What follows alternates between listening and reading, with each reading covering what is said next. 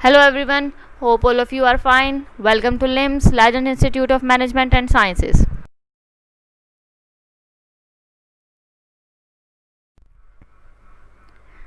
This is Sundas Khan, your lecturer for the course of Communication Skills. This is our 10th lecture. In this lecture we will study comprehension means कि आप लोग comprehension किस तरह से करते हो, comprehension होती क्या है, कम्प्रीहेंशन के जो हैं रूल्स क्या हैं या टेक्निक्स क्या हैं, हम ये तमाम चीज़ें जो हैं वो डिस्कस करेंगे या किस तरह आप लोग कोई कुछ स्टेप्स या रूल्स को फॉलो करके ईजिली कम्प्रीहेंशन जो है वो कर सकते हैं। ठीक है, सबसे पहले हम लोग कम्प्रीहेंशन की जो है वो डेफिनेशन, मैंने आपको 3 to 4 डेफिनेशंस दी हैं डिफरेंट, तो आप उनमें से कोई भी 2 जो हैं डेफिनेशंस, मतलब समझ आप सारी लें और कोई भी 2 डेफिनेशंस जो हैं वो आप तैयार करें, ताकि अगर एक में कोई थोड़ी बहुत प्रॉब्लम हो भी जाए आपको लिखते हुए तो दूसरी डेफिनेशन जो है वो बिल्कुल आपकी एग्जैक्ट हो और आपके मार्क्स जो हैं वो कट ना हो। ठीक है ना। तो कम्प्रीहेंशन जो है वो एक कम्प्लेक्स कॉग्निटिव प्रोसेस होता है। कम्प्रीहेंशन जो है इसे हम एक कॉग्निटिव प्रोसेस होता है, ये मीन्स कि आप लोग कह सकते हैं कि कम्प्रीहेंशन जो होता है कॉग्निटिव, आप कह सकते हैं कि ये रिलेटेड होता है रीडिंग से। ठीक है ना। तो कम्प्रीहेंशन जो है वो एक कम्प्लेक्स जो है वो जो एक डिफ़िकल्ट है या हार्ड है, एक कम्प्लेक्स जो है एक कम्प्लेक्स रीडिंग प्रोसेस को हम लोग कहते हैं। मीन्स के आप कह सकते हैं कि कम्प्लेक्स जो होता है उसे आप कहते हैं कि थोड़ा सा मुश्किल होना, थोड़ा सा पेचीदा होना। ठीक है। तो कम्प्रीहेंशन जो होता है एक मुश्किल या पेचीदा या कम्प्लेक्स जो है वो रीडिंग प्रोसेस का नाम होता है। It involves the intentional interaction between the reader and text to extract the meaning. Extract का meaning होता है निकालना। ठीक है, आप लोग extract करते हो meanings, यानी कि words जो आपको दिए गए होते हैं, text जो आपको provide किया गया होता है, चाहे वो पैराग्राफ हो, चाहे वो कुछ lines हो, आपकी जो intention होती है, आपका जो aim होता है, आपका जो मकसद होता है वो ये होता है कि आपने उसके अंदर से extract करना है, meanings निकालने हैं। ठीक है ना। तो कम्प्रीहेंशन जो होता है ये एक ऐसा प्रोसेस होता है जो कि रीडिंग को इन्वॉल्व करता है और रीडर का जो इसके अंदर इंटेंशन होती है, जो रीडर का एम होता है वो ये होता है कि उसने टेक्स्ट के अंदर से मीनिंग को एक्सट्रैक्ट करना है, मीनिंग्स निकालने हैं, जो मीनिंग्स या जो वर्ड्स प्रोवाइड किए गए हैं उनका क्या मीनिंग बन सकता है। तो कम्प्रीहेंशन को अगर हम इस डेफिनेशन को देखें तो comprehension according to this definition ये हो सकती है कि ये कम्प्लेक्स रीडिंग प्रोसेस है और इसका मकसद क्या होता है, इसका मकसद ये होता है कि रीडर जो होता है वो इंटेंशनली जो है वो मतलब कि रीडर की जो इंटेंशन होती है इस प्रोसेस में वो ये होती है कि उसने रीड करना है टेक्स्ट और उसके बाद उसने टेक्स्ट से मीनिंग्स जो हैं वो एक्सट्रैक्ट करने हैं, मीनिंग्स जो हैं वो निकालने हैं, जौन से मीनिंग्स निकल सकते हैं। ठीक है ना। अगर हम ऑक्सफोर्ड डिक्शनरी की डेफिनेशन देखें कि वो किस तरह से कम्प्रीहेंशन को डिफ़ाइन करती है तो वो है it consist of a passage, यानी कि कम्प्रीहेंशन जो होती है वो एक पैसेज के ऊपर, एक पैराग्राफ के ऊपर जो है वो बेस करती है या कंसिस्ट करती है। ठीक है, मुहित करती है। Upon which questions are set to test the students' ability, और वो पैसेज क्या करता है, उस पैसेज के अंदर से क्वेश्चंस दिए जाते हैं और वो क्वेश्चंस जो हैं वो स्टूडेंट की एबिलिटी को टेस्ट करते हैं। और वो एबिलिटी क्या होती है, वो एबिलिटी होती है to understand the content of the given text and to infer the information and meanings from it. और उस एबिलिटी में कौन कौन सी चीज़ें टेस्ट होती हैं, उस एबिलिटी में टेस्ट होता है कि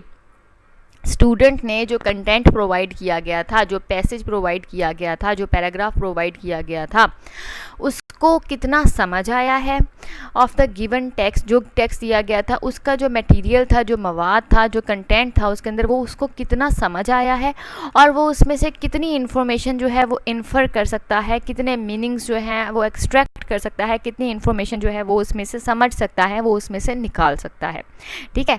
यानी कि अगर हम लोग फर्स्ट डेफिनेशन देखें कम्प्रीहेंशन की तो वो ये है कि ये एक रीडिंग एबिलिटी है जो कि रीडर की इंटेंशन जो होती है कि वो इसमें से कितने इन्वॉल्व करती है। मींस के रीडर का जो एम होता है इस रीडिंग एबिलिटी में वो ये होता है कि वो उसमें से कितने मीनिंग्स जो हैं वो एक्सट्रैक्ट कर सकता है जो भी उसे पैसेज दिया गया है। अगर हम ऑक्सफोर्ड डिक्शनरी का जो डेफिनेशन है उसको देखें तो उसके अंदर में बताया जाता है कि कंप्रीहेंशन जो होती है वो एक पैसेज या पैराग्राफ के ऊपर जो है वो बेस करती है, और उस पैराग्राफ का क्या काम होता है कि वो टेस्ट करता है स्टूडेंट्स की एबिलिटी को, कि स्टूडेंट्स कितना समझते हैं जो मटेरियल उन्हें प्रोवाइड किया गया है, जो कंटेंट उन्हें दिया गया है, स्टूडेंट्स को कितनी उसकी समझ आ रही है, और स्टूडेंट्स जो हैं उसमें से कितनी इन्फॉर्मेशन और कितने मीनिंग्स जो हैं वो निकाल सकते हैं या निकाल रहे हैं, कितनी ज़्यादा इन्फॉर्मेशन है, कितने ज़्यादा मीनिंग्स उन्हें समझ आ रहे हैं और वो निकाल पा रहे हैं उसके अंदर से। ठीक है, तो ये 2 डेफिनेशंस हैं। अब हम देखते हैं कि reading comprehension is the ability to read text, process it and understand its meaning. वो जो ऊपर बात की है वही बातें जो हैं वो इसके अंदर ईजीली बता दी गई हैं कि रीडिंग कंप्रीहेंशन जो वो एक एबिलिटी का नाम है, यानी कि रीडिंग कंप्रीहेंशन जो है वो एक एबिलिटी का नाम है जिसके अंदर 3 काम होते हैं। सबसे पहले आप टेक्स्ट को रीड करते हो, फिर आप उसे समझते हो, आप उसे प्रोसेस करते हो, और फिर आप उसके मीनिंग्स को समझते हो कि वो क्या मीनिंग आपको दे रहा है, वो क्या चीज़, क्या पैगाम, क्या आपको वो चीज़ जो है वो एक मैसेज जो आपको पहुंचाने की कोशिश कर रहा है वो क्या मैसेज है। ठीक है ना। Okay, when one reads there must be comprehension. जब भी कोई हम रीड करते हैं किसी भी चीज़ को तो उसके अंदर कंप्रीहेंशन होती है। ठीक है, otherwise no reading takes place, क्योंकि जब तक हमें समझ ही नहीं आएगा कि हम लोग जो है वो क्या रीड कर रहे हैं, जब तक हम उसके मीनिंग्स को समझने की कोशिश नहीं करेंगे, जब तक हम लोग उसके कंटेंट को समझने की कोशिश नहीं करेंगे, तब तक रीडिंग ही नहीं हो सकती। ठीक है, रीडिंग उसी सूरत में होगी ना कि जो टेक्स्ट आपको प्रोवाइड किया गया है आप लोग उसके मीनिंग्स को समझें, उसके कंटेंट को समझें और वो क्या मैसेज आपको पहुंचाने की कोशिश कर रहा है, ये तीनों चीज़ें समझें। जब आप ये तीनों चीज़ें समझेंगे तो ही एक प्रोसेस जो है रीडिंग का वो टेक प्लेस करेगा। Comprehension takes place when there is communication between the author and the reader। यहाँ पे जो बात की जा रही है वो ये है कि कंप्रीहेंशन सिर्फ इस सूरत में होती है जब ऑथर के दरमियान जिसने के पैराग्राफ लिखा है और रीडर के दरमियान जो कि उस पैराग्राफ को रीड कर रहा है कम्युनिकेशन होती है, मीन्स के बातचीत होती है। कम्युनिकेशन में हमारा मकसद क्या होता है? कम्युनिकेशन में हमारा मकसद ये होता है कि जो बात की जा रही है, जैसे भी की जा रही है और जिससे की जा रही है, हम उस तक अपना पूरी बात, पूरा मकसद, पूरा मैसेज जो है वो पहुँचाएँ, और जिसको हम बात और मकसद पहुँचा रहे हैं उसको सही तरह से वो समझ भी आए। तो कंप्रीहेंशन का भी यही मकसद है कि जो पैसेज आपको दिया गया है आप लोग उसको इस तरह से रीड करें कि उसके अंदर जो जो मैसेजेस प्रोवाइड करने की कोशिश की जा रही है, जो जो मीनिंग्स प्रोवाइड करने की कोशिश की जा रही है वो आपको सब समझ आ जाए। तो इसलिए कह रहे हैं कि कंप्रीहेंशन जो है वो एक किस्म की कम्युनिकेशन है between the writer of the passage and reader of the passage. ठीक है ना, ताकि राइटर ने जो जो बातें कही हैं वो तमाम की तमाम बातें अगर रीडर को समझ आ जाती हैं तो वो एक इफेक्टिव कम्युनिकेशन है। ठीक,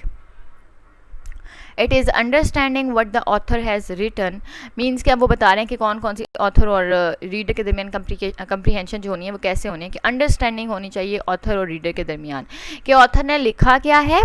और an individual's ability to comprehend it. ठीक है, और रीडर ने उसमें से समझा क्या है, रीडर को उसमें से क्या क्या कुछ समझ आ गया है। और ये चीज़ किससे इन्फ्लुएंस होती है, यानी समझने की जो ताकत है रीडर की, इंडिविजुअल की एबिलिटी की, वो समझता क्या है और कैसे है, उसके अंदर कौन कौन सी चीज़ें शामिल हैं। उसके अंदर हैं उसके स्किल्स जो कि हैं ट्रेट्स एंड स्किल्स, मीन्स के रीडर के अंदर जितनी अच्छी कंप्रीहेंशन एबिलिटी है, जितनी अच्छी उसके अंदर एबिलिटी है कि वो की गई बात को समझ सकता है, वो जो चीज़ें होती हैं वो होती हैं रीडर्स की एबिलिटी। ठीक है, और उसमें सबसे इम्पॉर्टेंट जो एबिलिटी है वो है टू मेक इन्फरेंसेस। ठीक है ना, इन्फ्रेंस क्या होता है? इन्फ्रेंस का मतलब ये होता है कि अक्सर ऐसा होता है कि कोई बात, कोई मकसद, कोई चीज़ हम तक, कोई मैसेज पहुंचाया जा रहा होता है लेकिन वो डायरेक्टली उसमें लिखा नहीं होता, लेकिन इस तरह से इनडायरेक्टली बात की जाती है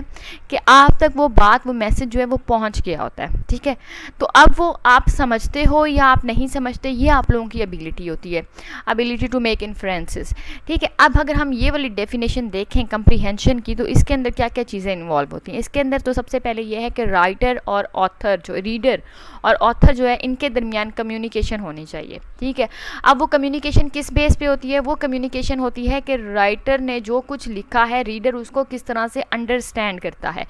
रीडर उसको अंडरस्टैंड करता है। इसके लिए रीडर के पास कुछ एबिलिटीज़ होनी चाहिए। जाहिर बात है कोई भी बात समझने के लिए आपके पास, अगर आप कोई बात सुन रहे हो तो भी आपके अंदर कुछ एबिलिटीज़ होनी चाहिए, आप नॉर्मल माइंड के होने चाहिए, आपको जिस लैंग्वेज में बात हो रही है वो लैंग्वेज समझ आनी चाहिए। इसी तरह जब रीडिंग कंप्रीहेंशन कम्प्रीहेंशन है, तो उसके अंदर भी जो रीडर है, जो रीड कर रहा है एक पैराग्राफ को, अगर उसने वो बात समझनी है जो वो रीड कर रहा है, तो उसके अंदर कुछ एबिलिटीज़ होंगी तो ही वो बात वो जो है वो समझ पाएगा। तो वो एबिलिटीज़ कौन सी हैं? वो उसके ट्रेड्स हैं और स्किल्स हैं कि वो बात कितनी अच्छी तरह से समझ सकता है और उसके पास कितने अच्छे स्किल्स हैं, ठीक है। और उसके बाद जो एक बहुत इंपॉर्टेंट एबिलिटी है रीडर की, वो है इन्फ्रेंस करना, कि क्या वो बातें जो डायरेक्टली नहीं कही गई वो भी रीडर इन्फ्रेंस कर लेता है, कि मतलब जो बात डायरेक्ट नहीं कही गई क्या रीडर वो बात भी समझ लेगा। अगर तो समझ लेता है तो इसका मतलब है रीडर की बहुत अच्छी जो है वो कम्प्रीहेंशन एबिलिटीज़ हैं। रीडर की जो एबिलिटीज़ हैं, जो ट्रेड्स हैं, to infer, to understand, to comprehend, वो बहुत अच्छे हैं और वो जो है एक इफ़ेक्टिव कम्युनिकेशन कर पा रहा है अपने ऑथर ऑफ द पैसेज के साथ। क्योंकि कम्युनिकेशन की अगर हम बात कर रहे हैं तो उसमें इफ़ेक्टिव कम्युनिकेशन होनी बहुत ज़रूरी है। इफ़ेक्टिव इसी सूरत में होती है अगर आपको सब चीज़ें समझ आ रही हैं, अगर आपको जो मैसेज पहुंचाने की कोशिश की जा रही है वो भी समझ आ रहा है तो, ठीक है ना। कम्प्रीहेंशन इस तरह से, अब सिंपल सी, अब मैं इसको दोबारा से आपको सिंपलाइज़ करके बता देती हूँ। सिंपल सी बात है बेटा, कम्युनिकेशन होनी चाहिए ऑथर के दरमियान और जो रीड कर रहा है पैराग्राफ उसके दरमियान, और वो कम्युनिकेशन बेस करता है जो रीडर है हमारा पैराग्राफ का उसकी एबिलिटीज़ के ऊपर। यानी कि अगर आप लोग रीडर हैं, आप लोगों ने कम्युनिकेशन करनी है या कम्प्रीहेंशन करनी है, तो ये आप लोगों की एबिलिटीज़ के ऊपर बेस करता है कि आप लोग कितनी अच्छी तरह से किसी चीज़ को समझ सकते हैं उससे पैसेज को रीड करने के बाद। और सेकेंडली, आप लोगों के पास कितनी अच्छी इन्फ्रेंस की एबिलिटीज़ हैं, यानी कि कोई बात नहीं कही जा रही लेकिन आपको हिंट्स दिए जा रहे हैं और आपको हिंट्स की वजह से वो बात समझ आ जाए, तो उसको हम लोग कहते हैं कि ये भी कम्प्रीहेंशन है और ये एक इफेक्टिव कम्युनिकेशन भी हम इसको कह सकते हैं, ठीक है ना। Proficient reading depends on the ability to recognize words quickly and effortlessly। आप लोगों की एक तो सबसे इंपॉर्टेंट चीज़ जो है ना वो इन्फ्रेंस के अलावा आपकी प्रोफिशिएंट रीडिंग भी होनी चाहिए, कि आप लोग कोई भी चीज़ जो वो इजीली रीड कर लो, आप प्रोफिशिएंट हो, जो कुछ भी लिखा हुआ है उसे रीड करने में उसे आपको पता लग रहा हो कि ये जो वर्ड्स हैं इनके मीनिंग्स क्या हैं, ठीक है ना। और ये जो है आपकी एबिलिटी पे डिपेंड करता है कि आप लोग वर्ड्स को कितनी जल्दी रिकॉग्नाइज कर लेते हो। अगर तो आपको जितने भी वर्ड्स लिखे गए हैं, जिस तरह स्क्रीन के ऊपर आपको जितने भी वर्ड्स नज़र आ रहे हैं, अगर आप इसको अच्छी तरह से और प्रोफिशिएंटली फर्स्ट ही रीडिंग दे लेते हो और आपको उनके मीनिंग्स भी समझ आ रहे हैं, तो फिर तो आपकी जो रीडिंग एबिलिटी है वो बहुत अच्छी है। क्योंकि रीडिंग एबिलिटी इसी चीज़ पे डिपेंड करती है कि जो वर्ड्स आपके सामने हैं आप उनको कितनी अच्छी तरह से समझ पाते हो, आप उनको कितनी अच्छी तरह से बोल पाते हो, आप उनको कितनी अच्छी तरह से जो है वो रिकॉग्नाइज कर पाते हो कि इनके क्या क्या मीनिंग्स हो सकते हैं, ठीक है ना। तो ये आपकी रीडिंग एबिलिटी पे डिपेंड करता है। और कम्प्रीहेंशन के लिए जो इंपॉर्टेंट एबिलिटी है इन्फ्रेंस के साथ, वो रीडिंग एबिलिटी भी है, ठीक है ना। Ability of an individual to comprehend text depends upon, अब वही बात आ गई है कि अब हम देखेंगे कि अगर एक इंडिविजुअल है हमारे पास, अगर आप लोग ही हैं और आप लोग जो हैं वो टेक्स्ट को जो कम्प्रीहेंड करते हो, तो इसमें आपकी कौन कौन सी एबिलिटीज़ जो हैं वो इन्वॉल्व होती है, ठीक है। इसके अंदर आपकी एबिलिटी होती है कि आपके पास पहले से कितना नॉलेज मौजूद है। जिस तरह के मैंने आपको जब पहले भी बताया था मैंने आपको कि आप लोग जो फर्स्ट 1 क्लास से लेके और 12th क्लास तक आप लोग पढ़े हैं, उसके बाद आप लोगों ने BS का फर्स्ट सेमेस्टर भी जो है वो क्लियर कर लिया है या करने वाले हैं, तो उस टाइम ड्यूरेशन तक आपके पास कितना नॉलेज आ चुका है, वो तमाम आपका जो है वो प्रायर नॉलेज है, मीन्स के पहले से आपके माइंड में वो सेव है, ठीक है। तो आपकी जो रीडिंग एबिलिटी है या कम्प्रीहेंशन एबिलिटी है वो यूज़ करती है उस नॉलेज को जो कि आपके माइंड में पहले से सेव है, आपके पास पहले से मौजूद है। सेकेंड है वेल डिवेलप्ड लैंग्वेज, कि जो लैंग्वेज है जिसके अंदर पैराग्राफ आपके सामने आया है वो आपको कितने अच्छी तरह से समझ आती है और आप लोग उसको कितनी अच्छी तरह से राइट भी कर सकते हो, ठीक है ना। दोनों चीज़ें इसके अंदर इंपॉर्टेंट है कि आप जो लैंग्वेज आपके सामने जिसके अंदर आपको पैराग्राफ दिया गया है, आपको वो लैंग्वेज कितनी अच्छी तरह से बोलनी आती है, कितनी अच्छी तरह से समझनी आती है और कितनी अच्छी तरह से लिखनी आती है। ये तीनों चीज़ें इसमें जो हैं वो इन्वॉल्व होती हैं। The ability to make inferences, और थर्ड जो है वो मैं आपको बता चुकी हूँ, इन्फ्रेंस के आप लोग हिंट्स से, जो बात डायरेक्टली नहीं कही गई फिर भी आप लोग उस बात का मतलब समझ लेते हो कि क्या कहा जा रहा है या क्या कहने की कोशिश की जा रही है, तो ये आपकी एबिलिटी है टू मेक इन्फ्रेंस, कि आप इन्फ्रेंसेस के सिचुएशन से आप किस तरह से बात को समझते हो, ठीक है ना। तो आई होप कि कम्प्रीहेंशन की डेफिनेशन आपको समझ आ गई है। अब हम मूव करेंगे या डिस्कस करेंगे लेवल्स ऑफ कम्प्रीहेंशन के कौन कौन से लेवल्स हैं, ठीक है। 3 लेवल्स हैं कम्प्रीहेंशन के जो कि आपको आने चाहिए, आपको पता होना चाहिए। एक बात मेरी आप अपने माइंड में रखें, देखें बेटा मैं आप लोगों को कम्प्रीहेंशन के रूल्स बता रही हूँ, कम्प्रीहेंशन की एबिलिटी बता रही हूँ कि क्या क्या ज़रूरी है, आपको लेवल्स भी बता रही हूँ, ठीक है। मैं टेक्निक्स भी कोशिश करूँगी कि आप लोगों को पता लग जाए। लेकिन असल में जब आपको क्वेश्चन आएगा ना, तो आपको दो टाइप्स के क्वेश्चंस आ सकते हैं। या तो आपसे पूछा जा सकता है कि कंप्रीहेंशन जो है वो इट्सेल्फ होता क्या है, आप लोग कंप्रीहेंशन को एक्सप्लेन करें,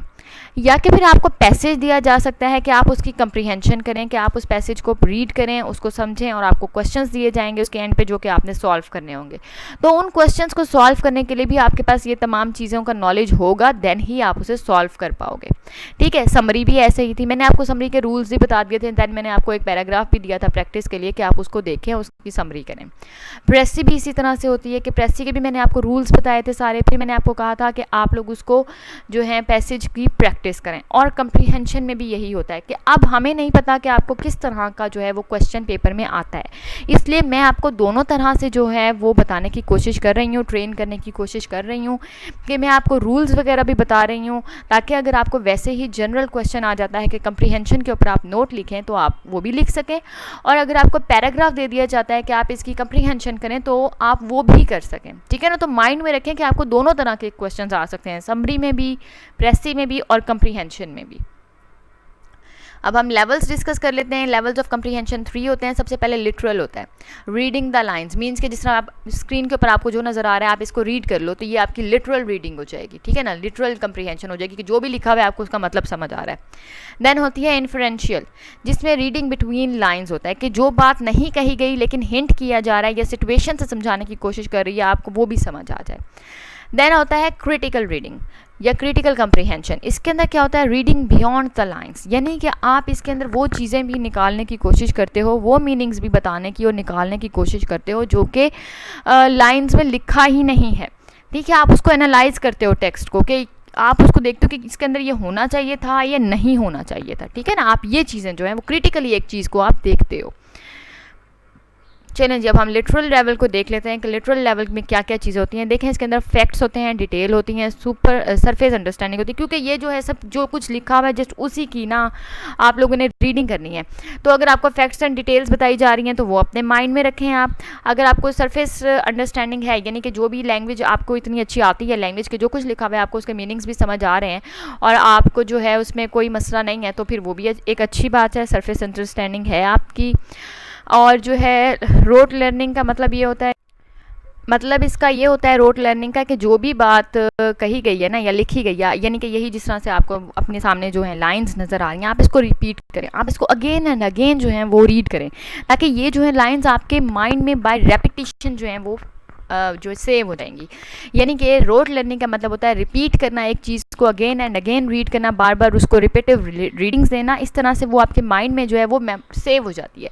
यानी कि मकसद आपका लिटरल लर्निंग में होता है मेमोराइजेशन, कि जो कुछ लिखा गया है वो फैक्ट्स हैं या डिटेल्स हैं, वो सरफेस अंडरस्टैंडिंग है या रोट लर्निंग है, यानी कि आप बार बार रिपीट करें कि चीज़ को रीड करके, ताकि आपको जितनी भी डिटेल फराहम की गई है लाइन्स की,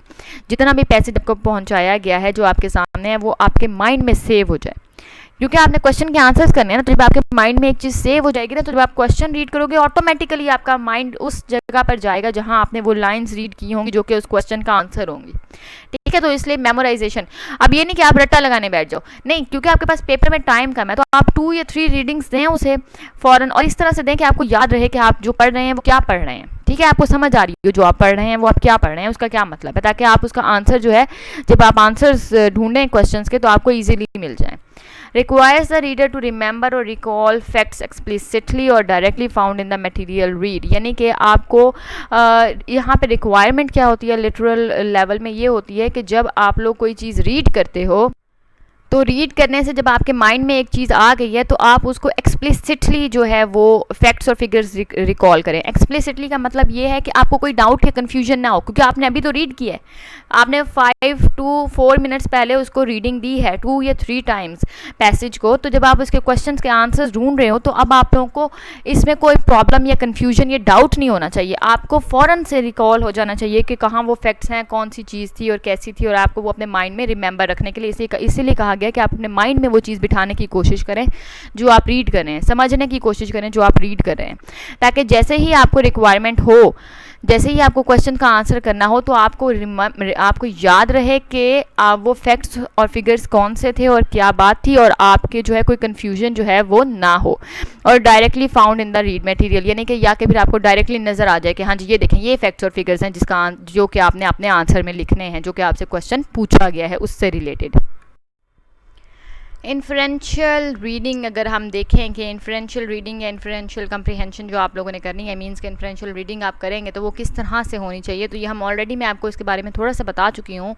कि इसमें आपने क्या करना है, इसमें आपने देखना है कि जो बात डायरेक्टली नहीं कही गई लेकिन हिंट्स दिए गए हैं या सिचुएशन क्रिएट की गई है और उससे आपको वो बात पता चल रही है, या आप पता लगा सकते हो कि आखिर ये हिंट्स जो हैं ये किस चीज़ के हिंट्स हैं, तो वो होती है इन्फ्रेंशियल रीडिंग। फॉर एग्ज़ाम्पल आप देखें, अगर मैं आपको एक सिचुएशन क्रिएट करके दिखाऊं कि मैं किसी के घर गई और वहाँ पे सब लोग बहुत ज़्यादा रो रहे थे, बहुत परेशान नज़र आ रहे थे, और उनका जो हालत कंडीशन थी वो भी बहुत ज़्यादा ख़राब लग रही थी, ऐसे लग रहा था जैसे वो रात से जाग रहे हैं, और कुछ जो बूढ़ी 2 औरतें थी वो बार बार बेहोश हो रही थी, ठीक है, वो जो है अपनी कंडीशन जो है वो रिटेन नहीं कर पा रही थी, वो बार बार जो है वो बेहोश हो रही थी। और अगर मैं इसमें ये भी ऐड कर दूं कि उन्होंने वाइट क्लोथ्स सब ने पहने हुए थे, तो मैं नहीं बता रही कि मैं जिसके घर में गई थी या जिस घर में मैं गई थी वहाँ पे किसी की डेथ हुई है, लेकिन सिचुएशन इस तरह से क्रिएट की गई है कि आप लोग इन्फर कर सकते हो कि मैं ये कहना चाह रही हूँ कि मैं जहाँ गई थी वहाँ किसी की डेथ हुई थी, ठीक है। या फिर फॉर एग्ज़ाम्पल मैं अगर आपको लाइन्स का कहूँ कि लाइन्स इस तरह की है कि अली ने 3 साल बाद शेव की। मैं नहीं कह रही कि अली ने जो है वो दाढ़ी रखी हुई थी, लेकिन मैं ये कह रही हूँ कि उसने 3 साल बाद शेव की, तो इसका मतलब ये है ना कि उसने जो है वो दाढ़ी रखी हुई थी। या अगर मैं ये कहूँ कि अली ने 5 साल के बाद सिगरेट दोबारा से स्मोकिंग की, तो इसका मतलब ये है कि अली ने 5 साल तक स्मोकिंग नहीं की, लेकिन उससे पहले अली स्मोकिंग करता था, ठीक है ना। तो ये है, मैंने डायरेक्टली बात नहीं की, मैंने आपको हिंट्स दिए हैं। तो इन्फ्रेंशियल रीडिंग में यही होता है कि आप लोगों ने इन्फर करना होता है कि जो बात नहीं बताई गई, जो डायरेक्टली नहीं बताई गई, जो कि आप लोगों को जो एक्सप्रेस नहीं की गई, डायरेक्टली सजेस्ट नहीं की गई, लेकिन आप लोग जो हो वो कंडीशन से उसको इम्प्लाई करते हो, सिचुएशन को देखकर आपके दिमाग में वो बात आती है, ये वो बात आनी चाहिए, ठीक है। Requires the reader to look for implied information in the selection, means के जो भी सिलेक्शन आपको, जो भी पैसेज आपको दिया गया है उसमें आपने क्या काम करना है, उसमें आपने इम्प्लाइड इन्फॉर्मेशन देखनी है। इम्प्लाइड का मतलब होता है जो बात डायरेक्टली एक्सप्रेस ना की गई हो, जो बात डायरेक्टली ना कही गई हो, लेकिन हिंट्स और सिचुएशंस के ज़रिए वो बात बताने की कोशिश की गई हो, ठीक है ना। तो वो होती है इम्प्लाइड इन्फॉर्मेशन। और आप लोगों ने इन्फ्रेंशियल रीडिंग में यही करना है कि आप लोगों ने इम्प्लाइड इन्फॉर्मेशन, वो इन्फॉर्मेशन जो कि डायरेक्टली आपको नहीं बताई गई लेकिन वो बात जो है उसके हिंट्स दिए गए हैं, आपने वही इन्फॉर्मेशन जो है वो ढूंढनी है। इंटरप्रेटिव होती है ये, यानी कि जिस तरह मैंने आपको सिचुएशन बताई थी कि मैं घर गई किसी की और ऐसी ऐसी कंडीशन थी, तो आप लोगों ने इंटरप्रेट किया ना कि ये हालात थे, ये सिचुएशन, तो इसका मतलब वहाँ किसी की डेथ हुई होगी, ठीक है ना। तो वो इंटरप्रेट करना होता है कि सिचुएशन या डायलॉग्स आपको बताए गए हैं और आप फिर उसमें से खुद निकालते हैं कि हाँ जी इसका क्या मीनिंग हो सकता है। ड्राइंग इन्फ्रेंसेस सिचुएशन पे, डायलॉग्स पे, सेंटेंसेस पे आप जब गौर करेंगे तो आपको पता लग जाएगा कि आप कौन कौन से इम्प्लाइड मीनिंग्स हैं जो कि आप इसमें से निकाल सकते हो, या कौन कौन सी बातें हैं जो इम्प्लाई की गई हैं, जो डायरेक्टली तो नहीं बताई गई लेकिन वो इम्प्लाई इस तरह से सिचुएशन, मतलब कि सेंटेंसेस इस तरह से लिखे गए हैं या डायलॉग्स इस तरह से लिखे गए हैं कि वो जो हैं वो मीनिंग्स जो हैं वो उसके निकल रहे हैं। Tapping into knowledge and experience, tapping into knowledge और एक्सपीरियंस का मतलब ये है कि आप लाइटली कुछ थोड़े थोड़े जो हो वो कोशिश करोगे कि आप गैस करो, थोड़ी थोड़ी आप कोशिश करोगे कि जो ऑलरेडी आप लोगों ने इतनी आपके पास इन्फॉर्मेशन है आप उसमें से अपने माइंड में लगाओ, कि माइंड में सोचो कि अगर ये सिचुएशंस हैं तो इसका क्या मतलब है, क्या इसका इम्प्लाइड मीनिंग जो है इसका, जो कि कहा नहीं गया लेकिन क्या मीनिंग जो है वो इसका निकल सकता है। मीन्स कि आप करेंगे क्या, आप लोग गैस करने की कोशिश करेंगे, आप लोग गैस वर्क भी कर सकते हैं यहाँ पे कि हो सकता है कि अगर ये वाली बातें की गई हैं तो ये इम्प्लाई किया गया हो। लेकिन मेरी बात सुने कि आप लोगों ने गैस अब इस तरह रैंडम गैसेस नहीं कर देने, आप लोगों ने सब कुछ देख सोच समझ के और फिर आपने एक एजुकेटेड गैस लगाना है कि हो सकता है कि अगर ये सब कुछ हो रहा है तो ये हो, ठीक है ना। आपने लॉजिक मिलाने की कोशिश करनी है, जो आपको बातें की गई हैं उसमें से रेशनल चीज़ें निकालें, उसमें से लॉजिक निकालें और देन आप गैस करें।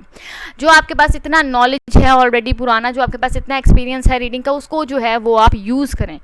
उसके तहत देखें कि क्या इम्प्लाई मीनिंग हो सकता है। रीडिंग बिटवीन लाइंस, आप लोग लाइंस के दरमियान पढ़ेंगे, वही बात है कि जो बात डायरेक्टली नहीं कही गई लेकिन हिंट्स दिए गए हैं, तो आप वो हिंट्स निकालेंगे, वो आप जो है रीडिंग बिटवीन लाइंस होता है कि जो बातें नहीं भी कही गई होती लेकिन वो बातें जो है वो मीनिंग जो है वो निकल रहा होता है, ठीक है। Making logic leaps and educated guesses, वही बात है, एजुकेटेड गेसेस आपने लगाने हैं और लॉजिक्स देखने हैं, कहाँ रेशनल बात की जा रही है, कहाँ ये बात इम्प्लाई की जा सकती है या नहीं की जा सकती, ठीक है ना। तो आपने इम्प्लाई करना है, आपने देखना है कि क्या बात डायरेक्टली की गई है और क्या बात डायरेक्टली नहीं की गई लेकिन वो यहाँ पर हो सकती है, उसका ये मीनिंग है या हो सकता है। क्रिटिकल रीडिंग को डिस्कस कर लेते हैं। अब क्रिटिकल रीडिंग में क्या होता है? Critical reading takes place when the reader evaluates the material he reads, ठीक है।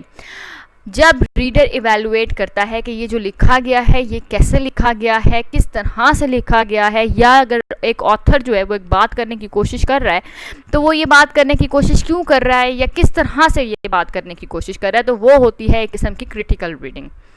आप इसमें क्या करते हैं? आप इसमें जजमेंट देते हैं और ओपिनियंस देते हैं डिफरेंट आइडियाज़ के ऊपर। मीन्स के फॉर एग्जाम्पल आपने कोई भी चीज़ रीड की और अब आपने उसके ऊपर क्रिटिकल रीडिंग आप कर रहे हो,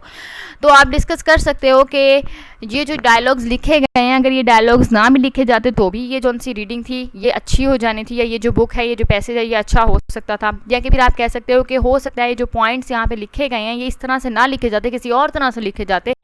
तो ये ज़्यादा ईजीली अपना मीनिंग जो है वो कन्वे कर सकता था ऑथर। तो आप ऑथर की राइटिंग के ऊपर जजमेंट भी करते हो, मीन्स कि आप उसके ऊपर रिजल्ट्स भी देते हो कि ये ऐसा होना चाहिए था या नहीं होना चाहिए था। आप अपनी ओपिनियंस भी देते हो, जो डिफरेंट आइडियाज़ जो प्रेजेंट किए गए होते हैं उनके ऊपर, तो उसे कहते हैं critical reading. Does not take the given text at face value, यानी कि सिर्फ वो लाइन्स जो कि लिखी गई हैं, क्रिटिकल रीडिंग में हम सिर्फ उन लाइंस तक नहीं रहते, बल्कि हम लोग ये देखते हैं कि अगर ये ऑथर ने लिखा है, ये राइटर ने एक चीज़ लिखी है तो क्यों लिखी है, या वो किस मूड में था जब उसने ये चीज़ें लिखी, ठीक है। या ये जो टेक्स्ट हमारे सामने प्रेजेंट किया गया है ये कौन से मूड में प्रेजेंट किया गया है, क्या ये हैप्पी टेक्स्ट है, क्या ये सैड टेक्स्ट है, और फिर हम उसके ऊपर अपनी जजमेंट देते हैं, अपनी ओपिनियन देते हैं। क्योंकि हम लोगों ने डीपर एग्जामिनेशन करनी है of the claims put fourth, जो भी क्लेम्स, जो भी आइडियाज़ हमारे सामने रखे गए हैं जिनको हम रीड कर रहे हैं, हमने उनके ऊपर डीपर एग्जामिनेशन देनी है कि ये जो हो रहा है ये क्यों हो रहा है, या किस लिए हो रहा है, या क्या ऐसा होना चाहिए, या ये जो कुछ लिखा गया क्या ये सही है, as well as the supporting points and possible counter arguments, यानी कि हम लोग सपोर्टिंग पॉइंट्स भी दे सकते हैं उस टेक्स्ट के हक में, उसके फेवर में जो हम रीड कर रहे हैं, और हम क्या कर सकते हैं, और हम काउंटर आर्ग्यूमेंट्स भी दे सकते हैं कि जी नहीं, ये जो यहाँ पर ये बात लिखी गई है ये गलत है, जो फैक्ट्स और फिगर्स प्रेजेंट किए गए हैं ये ऐसे नहीं है, ये गलत तरीके से एक बात प्रेजेंट की गई है, हम ये भी कह सकते हैं, ठीक है। लेकिन हमारी बात जो हम कर रहे हैं वो सच होनी चाहिए, हमने जस्ट तनकीद बराए तनकीद नहीं करनी, ठीक है ना। रीड यूजिंग प्रायर नॉलेज और background experiences in relation to the information read, यानी कि आप लोगों के पास जो ऑलरेडी नॉलेज जितना मौजूद है वो यूज़ करें, जो आपके पास एक्सपीरियंस है, अपना लाइफ का एक्सपीरियंस, जो आपके पास रीडिंग एक्सपीरियंस है उसको यूज़ करें। बैकग्राउंड देखें कि जो टेक्स्ट लिखा गया है उसका बैकग्राउंड क्या है, आप लोगों ने डीपर एग्जामिनेशन करनी है और उसके अंदर सारा कुछ आता है, आपका प्रायर नॉलेज भी आएगा, आपका एक्सपीरियंस भी आएगा, बैकग्राउंड भी आएगा, और रिलेशन देखें, इन्फॉर्मेशन किस चीज़ से रिलेटेड है और आप लोग उसको किस तरह से क्रिटिकली रीड करके उसके ऊपर जजमेंट्स या कमेंट्स जो हैं वो दे सकते हैं। अगर अब हम स्किल्स रिक्वायर्ड फॉर कंप्रीहेंशन को देखें कि कौन कौन से स्किल्स हैं जो कि कंप्रीहेंशन के लिए ज़रूरी हैं, तो मैं आपको एक बात बताऊं, मैंने आप लोगों को ऑलरेडी ये जो रीडिंग ये जो हम लोगों ने डिस्कस किया था एसे के अंदर, या जब मैंने आप लोगों को पहले भी बताया हुआ है कि आप लोगों ने रीडिंग कैसे करनी है, स्कैनिंग कैसे करनी है, स्किमिंग कैसे करनी है, रीडिंग टेक्निक्स जब मैंने आपको बताई थी, तो कंप्रीहेंशन के अंदर भी रीडिंग टेक्निक्स जो हैं वो आती हैं। तो मैं यहाँ पर आपको जस्ट थोड़ा थोड़ा बता रही हूँ क्योंकि मैंने स्कैनिंग स्किमिंग ये ऑलरेडी आप लोगों को बताया हुआ है, ठीक है ना। तो स्किल्स रिक्वायर्ड फॉर कंप्रीहेंशन कौन कौन से हैं? सबसे पहले स्कैनिंग आता है। स्कैनिंग क्या होता है? जब हम एक रैपिड रीडिंग देते हैं किसी भी चीज़ को और हम लोग कीवर्ड्स जो है उसको और स्पेसिफिक पीसेस ऑफ इंफॉर्मेशन को हम लोग लोकेट करते हैं, यानी कि हम लोग देखते हैं कि इस पैराग्राफ के अंदर कौन कौन सी इंपॉर्टेंट डिटेल्स हैं, हम उसको अंडरलाइन कर लेते हैं, या फिर कौन कौन से वर्ड्स जो उनसे हैं वो मेन आइडिया को रिप्रेजेंट कर रहे हैं, या मेन आइडियाज़ कौन कौन से हम उनको अंडरलाइन करते हैं। हम एक रैपिड रीडिंग देते हैं, मीन्स कि हम लोग एक नज़र दौड़ाते हैं, हम लोग जो है फास्ट पेस्ड या फास्ट स्पीड रीडिंग देते हैं ताकि जो भी इंपॉर्टेंट डिटेल्स हैं वो हमारी नज़र से एक दफ़ा गुजर जाएं, फिर हम उनको अंडरलाइन भी करना चाहें या ना करना चाहें, दैट इज़ अनदर थिंग, ठीक है। स्किमिंग में क्या होता है? It is rapid reading focusing on skimming भी एक टाइप की जो है वो रैपिड रीडिंग है, फास्ट रीडिंग है, स्पीड रीडिंग है, जो कि फोकस करती है टाइटल्स के ऊपर, सब टाइटल्स के ऊपर, हेडिंग्स के ऊपर। यानी कि जब हम स्कैनिंग करते हैं तो हम टेक्स्ट को देखते हैं, ठीक है, हम टेक्स्ट में देखते हैं कि इंपॉर्टेंट वर्ड्स कौन कौन से हैं, आइडियाज़ कौन कौन से हैं, पीसीज ऑफ इन्फॉर्मेशन कौन कौन सी है। जबकि हम जब स्किमिंग कर रहे हैं तो हमारा जो फोकस होगा वो टाइटल्स के ऊपर, सब टाइटल्स के ऊपर, हेडिंग्स के ऊपर, सब हेडिंग्स के ऊपर होगा कि टाइटल ये है तो इसका अंदर क्या होना चाहिए, हेडिंग ये है तो अंदर क्या होना चाहिए। ये सब से होता है, ये स्किमिंग में होता है। ओके जब हम बात करते हैं स्किमिंग की, तो स्किमिंग में हमारा जो फोकस होता है वो हमारा फोकस ये होता है कि हम जल्दी जल्दी टाइटल्स पढ़ने की कोशिश करते हैं, सब टाइटल्स की, हेडिंग्स की, सब हेडिंग्स की, ताकि इससे आपको एक जो है ना मेन पॉइंट पता चल जाता है कि अगर टाइटल है कोई पैराग्राफ का, जिस तरह आप स्किल्स रिक्वायर्ड फॉर कंप्रीहेंशन ही है एक पैराग्राफ का टाइटल, आपने ये हेडिंग पढ़ी, उसके बाद सब हेडिंग्स आपने पढ़ी, स्कैनिंग है, स्किमिंग है, तो आप लोगों को आइडिया हो जाता है कि ये पैराग्राफ किस चीज़ के बारे में, और इसके अंदर जो सब हेडिंग्स हैं वो जो हमारी जो टाइटल के अंदर जो बातें बताई गई हैं वो किससे रिलेटेड होंगी, हमें एक थोड़ा सा आइडिया हो जाता है, एक हमारा गैस वर्क हो जाता है इससे कि जो हम काम कर रहे हैं जिस चीज़ के ऊपर, यानी कि हम टाइटल्स देख रहे हैं, अगर हम सब टाइटल्स देख रहे हैं, हम हेडिंग्स देख रहे हैं, सब हेडिंग्स देख रहे हैं, तो हमें इस चीज़ का अंदाज़ा हो जाता है कि ये जो चीज़ है ये है किससे रिलेटेड। फॉर एग्जाम्पल मेरे पास स्किल्स रिक्वायर्ड फॉर कंप्रीहेंशन है और मैं प्रेसी ढूंढ रही हूँ, तो जारी बात है फिर मैं ये टाइटल्स देख कर, ये हेडिंग्स देख कर जो है इन पेजेस को स्किप करूँगी, मैं नेक्स्ट पर जाऊँगी, क्योंकि मुझे ये चीज़ें तो नहीं चाहिए ना, मैं अपने मतलब की चीज़ें ढूंढूंगी। ओके अब हम देखते हैं एक्सप्लोरेटरी रीडिंग। एक्सप्लोरेटरी रीडिंग का जो एम होता है वो ये होता है कि आपको एक्यूरेट पिक्चर मिल जाए होल प्रेजेंटेशन की, मीन्स के सारी जो प्रेजेंटेशन ऑफ आइडिया है कि कौन से आइडियाज़ प्रेजेंट किए गए हैं। एक्सप्लोरेटरी रीडिंग में आपको ये इस चीज़ का एम ये होता है, यानी कि कंसर्न या आप कह सकते हैं कि मकसद ये होता है एक्सप्लोरेटरी रीडिंग में कि हम ये चाह रहे होते हैं कि हमें जो है वो मेन एक्यूरेट पिक्चर मिल जाए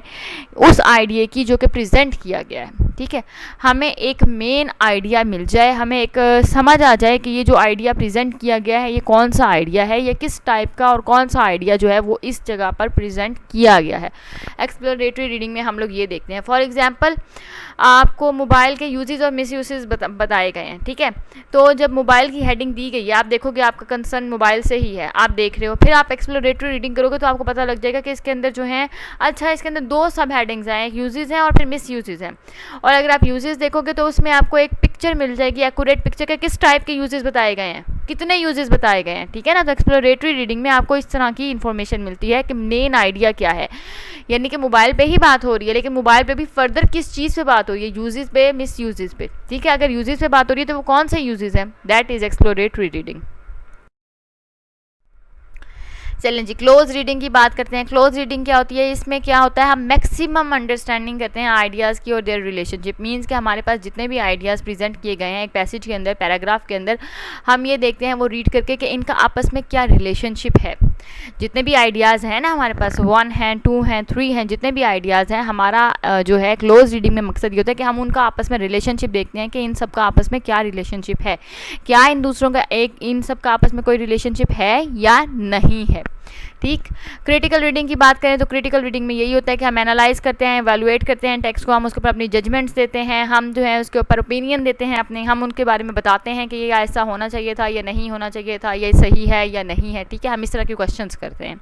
हम असल में क्वेश्चन करते हैं क्रिटिकल रीडिंग में, डिफरेंट चीज़ों को क्वेश्चन करते हैं, जो लिखा गया हम उसके बारे में क्वेश्चन करते हैं कि वोकैबुलरी ऐसी नहीं होनी चाहिए थी, या फिर हम कह सकते हैं जो मेन आइडिया है वो थोड़ा सा चेंज होना चाहिए था, कि क्या ये आइडिया सही है, इस टाइप के क्वेश्चन आप लोग क्रिटिकल रीडिंग में करते हो। एनालिटिकल रीडिंग की बात करें तो इन इट वो यूज़ क्रिटिकल थिंकिंग स्किल है, यानी कि एनालिटिकल के अंदर भी हम लोग क्रिटिकल थिंकिंग का ही स्किल्स, जो से क्वेश्चनिंग स्किल्स होते हैं, हम वही यूज़ करते हैं, हम क्वेश्चन ही करते हैं, लेकिन हमारी जो अटेंशन होती है वो each word and its important in relation to other words होती है, यानी कि एनालिटिकल में आप स्पेसिफिकली जो फोकस करते हो वो वोकैबुलरी के ऊपर, या जो वर्डिंग दी हुई है, जो कि आपके सामने एक इमेज क्रिएट किया गया है, जो वर्ड्स यूज़ किए गए हैं, हमारा जो हम करते तो क्वेश्चनिंग ही है एनालिटिकल में, लेकिन हम क्वेश्चनिंग करते किस बारे में, हम करते इस बारे में कि क्या ये जो वर्ड्स लिखे हुए हैं इनका आपस में कोई रिलेशनशिप है, या ये वर्ड्स जो हैं एक दूसरे के साथ, इनका जो रिलेशनशिप है वो एक दूसरे के साथ किस किस्म का रिलेशनशिप है, या जो ये वर्ड्स हैं इनकी इंपॉर्टेंस क्या है, एक वर्ड की in relation to other words क्या इंपॉर्टेंस है, कितनी इंपॉर्टेंस है, हम यानी कि वर्डिंग को देखते हैं, हम वर्डिंग को चेक करते हैं एनालिटिकल में, और उनका रिलेशन देखते हैं कि क्या इनका आपस में कैसा रिलेशन है और कितनी इंपॉर्टेंस है इन वर्ड्स की एक दूसरे के साथ in relation to each other, developmental reading की अगर हम बात करें तो it refers to comprehensive reading programme which consist of several periods और स्टेजेस। तो ये जो है ये आप कह सकते हैं कि डेवलपमेंटल रीडिंग भी हो सकती है, क्योंकि डेवलपमेंटल रीडिंग में क्या होती डेवलपमेंटल रीडिंग में कम्प्रिहेंसिव रीडिंग प्रोग्राम को हम लोग डेवलपमेंटल रीडिंग भी कहते हैं। और ये कंसिस्ट करता है सेवरल स्टेजेस पे और पीरियड्स पे, जो कि अभी हमने सेवरल स्टेजेस रीड की हैं, जो कि अभी हमने सेवरल स्टेजेस या पीरियड्स जो हमने देखे हैं, ये तमाम के तमाम जो है ये डेवलपमेंटल रीडिंग में आते हैं। क्योंकि आप लोग स्किमिंग भी करते हो, स्कैनिंग भी करते हो, क्रिटिकल रीडिंग भी करते हो, क्लोज रीडिंग भी करते हो, एनालिटिकल रीडिंग भी करते हो जब आप लोगों ने कोई कंप्रीहेंशन करनी होती है, या जब आप कोई चीज़ वैसे ही रीड कर रहे हो, या अगर आप रीड कर रहे हो तो कंप्रीहेंशन उसके लिए, जिस तरह हमने डेफिनेशन में पढ़ी है कि अगर आप कोई चीज़ रीड कर रहे हो तो कंप्रीहेंशन ज़रूरी है, without comprehension there is no reading, ये हमने अभी पढ़ा है। ठीक है, तो आप लोग जब भी रीड कर रहे हो तो इसका मतलब है कि आपका जो एम है वो कंप्रीहेंशन है, समझना है कि क्या लिखा हुआ है, क्यों लिखा हुआ है, किस तरह से लिखा हुआ है। और जब आपने वो काम करना है तो उसके लिए डेवलपमेंटल रीडिंग आप कर रहे हो। तो डेवलपमेंटल रीडिंग के अंदर कौन कौन सी स्टेजेस हैं वो हमने अभी सारी जो हैं वो डिस्कस की हैं आपने। यानी कि अगर आप किसी भी काम के लिए रीडिंग कर रहे हो, आप बेशक प्रेसी के लिए रीड कर रहे हो, आप जो हो समरी के लिए रीड कर रहे हो, तो उसके अंदर मैंने आपको बताया तो था कि आप लोगों ने रीडिंग जो करनी है वो रीडिंग तो नेसेसरी है, और रीडिंग करने का मकसद है कि आप कंप्रीहेंड कर रहे हो। अब आपने डिफरेंट चीज़ों के लिए डिफरेंट तरह से कंप्रीहेंड करना है। जिस तरह प्रेसी और समरी में भी डिफरेंस है कि जब आप समरी करते हो तो आपका जो मेन फोकस होता है वो आपका लेंथ कम करने का और मेन पॉइंट्स निकालने का होता है, जबकि समरी में तो आपने मेन आइडियाज़ देने होते हैं सारे के सारे जितने भी हैं। ठीक है ना, लेंथ तो कम करने का इतना मकसद नहीं होता आपका समरी में। और कंप्रीहेंशन में आपने समझना होता है एक एक चीज़ को, आपने देखना होता है कि आप उसमें से क्या मीनिंग इन्फर कर सकते हो, आपने देखना होता है कि क्रिटिकली रीडिंग अगर आप करते हो तो आपको क्या मीनिंग उसमें से मिलेगा। आप देखते हो सरफेस मीनिंग्स कौन कौन से हैं, आप ये देखते हो कि वर्ड्स का आपस में रिलेशनशिप क्या है। कंप्रीहेंशन में आप ये सब कुछ देखते हो। तो एक रीडिंग को जब हम डेवलप करते हैं, ये जो डेवलपमेंटल रीडिंग में जो स्टेजेस आती हैं वो बहुत सारी होती हैं और आपने उन सबको सीखना है। क्योंकि आप लोग देखिए बेटा, आप लोगों को रीडिंग आएगी ना तो आपको राइटिंग खुद ब खुद आ जाएगी, और जब आप रीडिंग करोगे तो आपके पास राइटिंग के लिए बहुत ज़्यादा इन्फॉर्मेशन और मटेरियल हो जाएगा, आइडियाज़ हो जाएंगे। चलें जी, अब हम प्रिंसिपल्स देखते हैं। One must keep in mind, जब हम लोग कंप्रीहेंशन कर रहे हैं तो हमें कौन कौन से प्रिंसिपल्स, कौन कौन से मेन पॉइंट्स हैं जो कि अपने माइंड में रखने चाहिए। There are some basic principles one must keep in mind while attempting comprehension passage. यानी कि जब भी आप कोई कंप्रीहेंशन पैसेज जो हो वो अटैम्प्ट कर रहे हो, उसको आंसर करने की कोशिश कर रहे हो, तो कौन से बेसिक पॉइंट्स हैं जो कि आपने अपने माइंड में रखने हैं। अब हम ये डिस्कस कर रहे हैं। मार्क इंपॉर्टेंट पॉइंट्स, यानी कि जब रीड कर रहे हो तो उसी टाइम आप स्किमिंग स्कैनिंग जब कर रहे हो तो इंपॉर्टेंट पॉइंट्स को आपने अंडरलाइन कर देना, जो आपको लगता है कि मेन आइडियाज़ हैं उन्हें अंडरलाइन करें। डिसाइड बेसिक थीम, अंडरलाइन करते करते इस चीज़ का ख्याल रखें कि आपको पता होना चाहिए कि आपने जब रीड कर लिया है पैसेज के, उसकी बेसिक थीम, मेन आइडिया जो है वो क्या है, सब्जेक्ट मैटर इसका पैसेज का क्या है। Read the passage from basic argument passage, यानी कि जो आपने एक बेसिक आर्ग्यूमेंट का पैसेज बनाया है या आपको एक लग रहा है कि बेसिक आर्ग्यूमेंट है, उसके अंदर आप दोबारा पैसेज को रीड करेंगे चेक करने के लिए कि ये जो हमने बेसिक आर्ग्यूमेंट एक फॉर्म किया है उस क्या वो हमारी रीडिंग पे भी वही बेसिक आर्ग्यूमेंट जो है वो फॉर्म हो रहा है या नहीं हो रहा है, मीन्स के बन रहा है या नहीं बन रहा। ठीक है ना।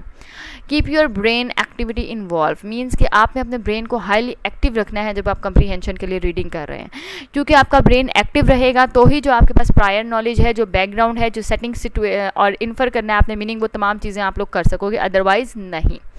Make meaning out of data, वही बात है, इन्फर करना है आपने जो चीज़ें आपको डायरेक्टली नहीं कही गई, जो कि सिचुएशंस और सेंटेंसेस को यूज़ करके आप पर इम्प्लाई करने की कोशिश की जा रही हैं, आप तक पहुंचाने की कोशिश कर रही हैं, आपने उनको भी मीनिंग बनाने हैं थ्रू डाटा। जो डाटा आपको प्रोवाइड किया जा रहा है आपने उसको यूज़ करके उनका भी मीनिंग जो है वो बनाना है। अप्रोच पैराग्राफ विद कॉन्फिडेंस, सबसे ज़्यादा इंपॉर्टेंट चीज़ ये है, जब भी पैसेज आप लोग कोई भी अप्रोच करेंगे, चाहे वो समरी के लिए है, चाहे वो प्रेसी के लिए है या कंप्रीहेंशन के लिए, आपने अपने आप को कॉन्फिडेंट समझना है। आपको लगना चाहिए कि आपको सब कुछ आता है। जब आपके अंदर कॉन्फिडेंस होगा तो ही आप एक चीज़ जो वो इजीली अचीव कर सकोगे, उसको रीड कर सकोगे। अगर आप पहले ही डर जाओगे कि नहीं मुझे तो नहीं आता, मैंने तो ये पढ़ा ही नहीं था, मैंने तो ये छोड़ दिया था, तो आपको वैसे ही कुछ नहीं आएगा। ठीक है ना। तो आपने अपने आप को कॉन्फिडेंट रखना है कि नहीं आपको सब आता है। Pointers in reading for detail, यानी कि पॉइंटर्स देख लेते हैं कौन कौन से डिटेल रीडिंग जब आपने करनी है किसी की भी कंप्रीहेंशन के लिए या प्रेसी के लिए या आप लोग समरी के लिए कर रहे हो, तो स्पेशली समरी और कंप्रीहेंशन के लिए ही ज़्यादा फोकस करती है, क्योंकि प्रेसी में तो आपने बहुत सारी चीज़ें कट भी कर देनी होती हैं। तो आपके पॉइंटर्स जो हैं वो कौन कौन से होते हैं। ठीक है। सबसे पहले है definite about your purpose in reading a selection. सबसे पहले आपको ये पता होना चाहिए कि जो पैसेज आप रीड कर रहे हो उसका मकसद क्या है। क्या आपने उस पैसेज की कंप्रीहेंशन करनी है, क्या आपने उस पैसेज की समरी करनी है, या क्या आपने उस पैसेज की प्रेसी करनी है। ये चीज़ आपको सबसे पहले अपने माइंड में रखनी है। आपको अपना पर्पस पता होना चाहिए for reading. There are times when you have to read a selection more than once if your purpose are different every time you read. ठीक है, यानी कि आपके पास एक ही पैसेज है, लेकिन जब आप उसको डिफरेंट कामों के लिए इस्तेमाल करोगे तो आप उसको दोबारा रीड करोगे, क्योंकि आपका पर्पस चेंज हो जाएगा. फॉर एग्जांपल, आपके पास एक ही पैसेज है और उसकी मैंने आपको समरी भी करने के लिए दी है, प्रेस भी करने के लिए दी है और कंप्रीहेंशन भी दी है. तो जब आप उसको रीड करोगे आप उसको 3 टाइम्स रीड करोगे. फर्स्ट टाइम आपका पर्पस होगा समरी करना, सेकेंड टाइम आपका पर्पस होगा प्रेसी, थर्ड टाइम आपका पर्पस होगा कंप्रीहेंशन. तो आप उसको एटलीस्ट 3 रीडिंग्स होगे और हर टाइम आपका जो पर्पस होगा वो डिफरेंट होगा, चाहे पैसेज जो है वो एक ही हो, लेकिन आप उसको रीड करोगे बेस्ड ऑन योर पर्पस कि आपका मकसद क्या है, आप इसको रीड करके चाह क्या रहे हो. ठीक है ना. Read the passage slowly and carefully. अब स्किमिंग स्कैनिंग अगर आपने करनी है तो फिर तो आपने जो है रैपिड रीडिंग करनी है, तेज़ तेज़ करनी है और जल्दी जल्दी करनी है. लेकिन अगर आप लोगों के पास टाइम है और आप जो हो वो चाह रहे हो कि आप एक ही रीडिंग करो, ये दोबारा जो आप रीडिंग करोगे, लेकिन आप अच्छी तरह से करना चाह रहे हो और आपके पास जो पेपर में बैठे हैं आपके पास बहुत टाइम है, तो आप उसको रीड करें केयरफुली और स्लोली. ठीक है, ताकि आपको अच्छी तरह से जितने भी मेन पॉइंट्स हैं उसको आप अंडरलाइन कर सको.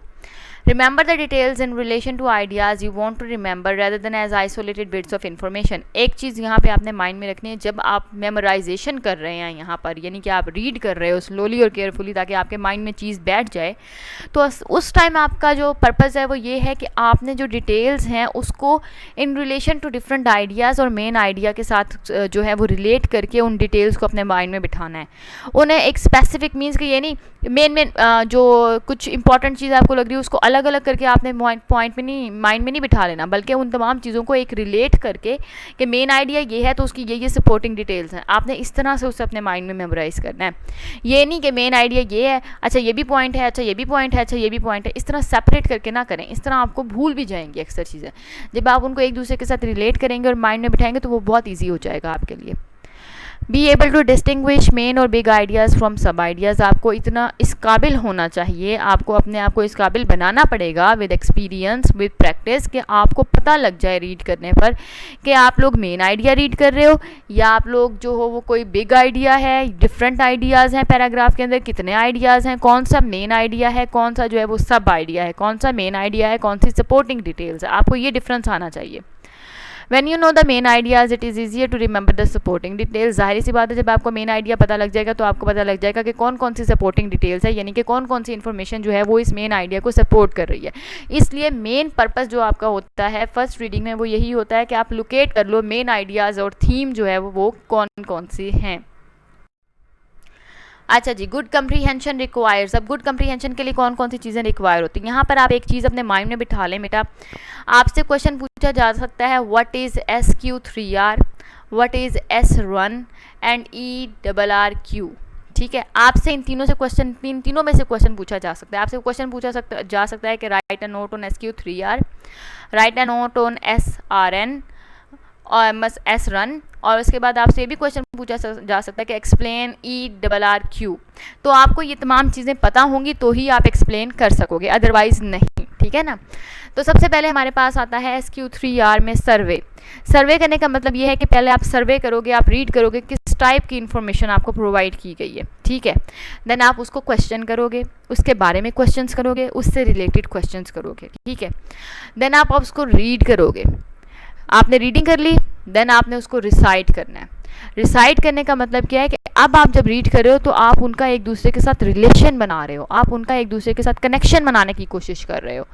देन आपने करना है रिव्यू. रिव्यू हर दफ़ा ज़रूरी नहीं होता कि इंपॉर्टेंट ही हो जाए, मतलब कि डिफरेंट भी हो सकता है रिव्यू. दोबारा इस रन में भी सर्वे आना है, रीड आना है, अंडरलाइन और नोट्स आना है, मतलब कि अंडरलाइन करो और नोट्स बनाओ अपने. अच्छा, ERRQ में क्या आता है, एस्टीमेट लगाना है पहले आपने. ठीक है, किस टाइप का पैराग्राफ आपको दिया गया, देन आप फिर रीड करोगे, देन रिव्यू करोगे, देन क्वेश्चन करोगे. तमाम वही चीज़ें हैं, बस डिफरेंट तरीके से आप लोगों को बताई गई हैं. लेकिन बता मैंने इसलिए दिए हैं क्योंकि अक्सर जो है इनमें से क्वेश्चंस आते हैं कि SQ3R क्या होता है, S1 क्या होता है, या डिफाइन या एक्सप्लेन ERRQ क्या होता है. तो उस टाइम आप लोग कंफ्यूज ना हो कि ये तो हमने पढ़ा ही नहीं हुआ. ये सब कुछ आप लोगों ने पढ़ा हुआ है, बस आपने ये सोचना है कि आपने कहाँ पढ़ा हुआ है और उसका आपने आंसर किस तरह से अटैम्प्ट करना है. ठीक है ना. अब हम डिस्कस करते हैं इन्फ्रेंस क्या होती है। इन्फ्रेंस तो हम बता चुके हैं कि जब कोई बात नहीं बताई जाती है आप लोगों को डायरेक्टली, बल्कि इम्प्लाई की जाती है, लेकिन जी नॉट स्टेट डायरेक्टली स्टेटेड, जो कि डायरेक्टली नहीं बताई गई, but the question requires you to grasp what is implied in the passage, लेकिन आपको ग्रास्प करना पड़ता है, आपको इम्प्लाई करना पड़ता है, आप लोगों को खुद से ये चीज़ अखज़ करनी पड़ती है, बनानी पड़ती है, इन्फर करनी पड़ती है कि आखिर बताया क्या जा रहा है, इन बिटवीन द लाइन्स क्या बात की जा रही है, ठीक है ना।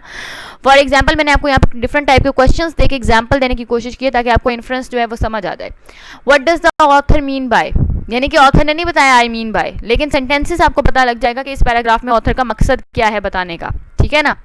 What can be inferred when the author states, अब ऑथर ने तो नहीं बताया कि मैं ये स्टेट कर रहा हूँ, ठीक है, लेकिन आप जब रीड करोगे पैराग्राफ तो आपको इतनी समझ आ जाएगी कि ऑथर क्या बताने की कोशिश, क्या स्टेट करने की कोशिश कर रहा है। ऑथर का मतलब राइटर, ठीक है ना। द सेंटेंस, आपको सेंटेंस बताया जाएगा और फिर बताया जाएगा इम्प्लाइज डैट, कि अगर एक सेंटेंस है तो वो क्या इम्प्लाई कर रहा है, वो क्या आपको जो है वो एक हिडन मीनिंग जो है या आपको एक मीनिंग बताने की कोशिश कर रहा है जो कि डायरेक्टली स्टेट नहीं किया गया, ठीक है। तो इस टाइप के क्वेश्चंस आपको इन्फ्रेंस से रिलेटेड आ सकते हैं कंप्रीहेंशन में, और इसी में आप लोगों को जब ये पता लग जाएगा कि ऑथर क्या बताने की कोशिश कर रहा है, क्या स्टेट करने की कोशिश कर रहा है, या कोई सेंटेंस क्या इम्प्लाई कर रहा है, तो आप लोगों के लिए इन्फ्रेंस जो है वो बहुत ईजी हो जाएगी। मतलब आपने इन्फ्रेंस करते हुए ये चीज़ें माइंड में रखनी है कि इस तरह के क्वेश्चन आएंगे आपको इन्फ्रेंस के। चलिए जी, सेंट्रल आइडिया अगर हम देखें कि सेंट्रल आइडिया क्या है आपकी जो है वो पैराग्राफ का, तो मेन आइडिया या हाईलाइटेड इन द पैसेज, जो कि मेन आइडिया है या हाईलाइटेड बात कोई है, कोई बात जो बार बार रिपीट हो रही है, ये सारी जो डिस्कशन है वो उसी एक बात से रिलेटेड है, तो वो मेन आइडिया होगा आपका। टोन और स्टाइल से रिलेटेड भी क्वेश्चंस आपको आ जाते होते हैं, ठीक है। इसके अंदर क्या होता है, आइडेंटिफाई द एटीट्यूड और मूड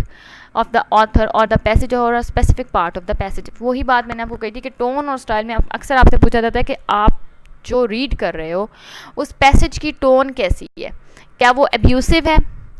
क्या वो हार्श है, क्या वो सॉफ्ट है, या कि फिर आप कह सकते हो स्टाइल कैसा है, मतलब कि क्वेश्चनिंग है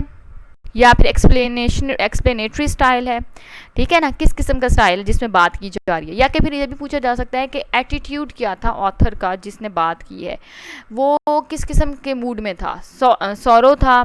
मतलब कि आप कह सकते हैं सैड है, हैप्पी है, वो किस किस्म के मूड में है। पैसेज देखकर पता लग जाता है कि किस किस्म की बात हो रही है। साइंटिफिक मोड है, कौन से मोड में वो बैठा हुआ है ऑथर जो कि इस टाइम लिख रहा है। वोकैबुलरी भी बहुत इंपॉर्टेंट है, इसमें आपसे क्वेश्चन पूछे जा सकते हैं। अक्सर आपको सिनोनिम्स, एंटोनिम्स या फ्रेजेस दी जाती हैं और फिर आपसे पूछा जाता है कि ये फ्रेज किसको, किस चीज़ को एक्सप्लेन करिए, या ये फ्रेज जो है इसका मीनिंग क्या बताया गया है, या मीनिंग पैराग्राफ के लिहाज से इस फ्रेज का क्या मीनिंग बनता है, ठीक है। तो इस तरह से वोकैबुलरी आपकी बहुत अच्छी होनी चाहिए, तभी आप इजीली जो हो ये क्वेश्चन जो होंगे रिगार्डिंग वोकैबुलरी जो हो वो आप कर सकोगे सॉल्व। रीअरेंज का मतलब होता है, अक्सर आपको ये कहा जाता है कि जिस तरह आपसे मैंने अभी पूछा what does the author states, तो इसमें क्या है, आपके पास ऑलरेडी ऑथर ने एक बात कर दी हुई है ना, पैराग्राफ में उसने बात की हुई है जिसको आपने स्ट्रेट करना है। आपने उसको रीअरेंज करके उसी बात को जो ऑथर ने कही है उसको आपने रीअरेंज करना है और फिर आपने बताना है कि ऑथर स्टेट्स, और फिर उसी की बात को थोड़ा सा चेंज करके रीअरेंज करके, मतलब मेन आइडिया वही रहेगा, वर्डिंग वोकैबुलरी थोड़ी सी आप चेंज करोगे और वही बात जो है आप दोबारा से रिपीट कर दोगे, तो उसको कहते हैं रीअरेंज। ये आपके लिए मैंने एक पैराग्राफ जो है वो लिखा हुआ है यहाँ पे, इस पैराग्राफ को रीड करें। इसके अंदर अगर आपको मुश्किल वर्ड्स लग रहे हैं, जो कि लगेंगे, उसके मीनिंग्स देखेंगे आप लोग डिक्शनरी से। उसके बाद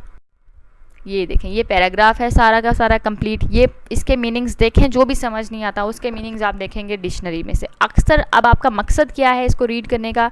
इसको रीड करने के बाद आपको मैंने दिए हुए क्वेश्चंस, और इस दफ़ा मैंने उन क्वेश्चंस के आंसर्स भी नहीं बताए आपको। आप लोगों ने अब काम क्या करना है, आप लोगों की असाइनमेंट क्या है कि आप लोग इस पैराग्राफ को रीड करेंगे, उन क्वेश्चन के आंसर्स निकालेंगे, क्योंकि ये कंप्रीहेंशन है आपके लिए, ठीक है ना। आपने उन क्वेश्चंस के आंसर्स जिन्हीं पैराग्राफ में मौजूद हैं वो क्वेश्चन के आंसर्स आप लोगों ने लिखने हैं और मुझे आप लोगों ने सेंड करने हैं। आपकी मर्ज़ी है आप ग्रुप में सेंड करो, आपकी मर्ज़ी है आप सेपरेट मैसेज करो, ठीक। तो ये आप लोगों की जब तक प्रैक्टिस नहीं होगी ना, आप लोगों के लिए कंप्रीहेंशन, प्रेसी और जो समरी है वो जो है वो अटैम्प्ट करना बहुत मुश्किल है। ये देखें जी, आंसर्स द फॉलोइंग क्वेश्चंस। आपके पास 5 क्वेश्चंस हैं, आपने ये क्वेश्चंस अटैम्प्ट करने हैं। इन 5 के 5 क्वेश्चन के आंसर्स जो हैं ये आपके पैसेज में मौजूद हैं, आपने इनके आंसर्स लिखने हैं, आपने मुझे सेंड करने हैं और फिर मैं आपको गाइड करूँगी कि क्या वो सही हैं या नहीं सही, ठीक है ना। I hope each and everything is clear. If you have any questions, you can ask me. Thank you.